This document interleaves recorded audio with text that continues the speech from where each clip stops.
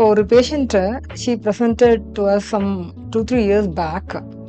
இது மாதிரி இப்போ ஃப்ரீக்வெண்டா வி ஆர் சீயிங். பட் அப்போ இந்த ஒரு 3-4 years back when she came here எல்லா ஒரு பயங்கரமான ஒரு பெயின். இது வரைக்கும் நிறைய ஹாஸ்பிட்டல்ஸ பாத்துட்டாங்க. She was from a village.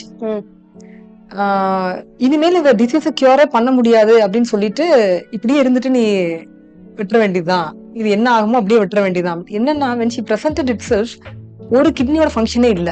Okay. ஒரு kidney already non functioning because of endometriosis. What are you saying? Yeah. Oh. So அந்த பேஷண்ட் பர்டிகுலர் பேஷண்ட் அந்த யூரிட்டர் நான் சொன்னேன்லங்க, it can involve any nearby structures. அந்த ureter involve பண்ணி it has compress the ureter. அந்த யூரிட்டருக்குள்ளேயும் involvement இருக்கு, infiltration into the ureter. அந்த சிறுநீர் குழாய்க்குள்ள எல்லாம் அந்த எண்டோமெட்ரியல் டெபாசிட்ஸ் போய் அதை ஃபுல்லா கம்ப்ரஸ் பண்ணி சைலண்டா, இட் இஸ் கால்ட் சைலண்ட் நான் ஃபங்க்ஷனிங் கிட்னி.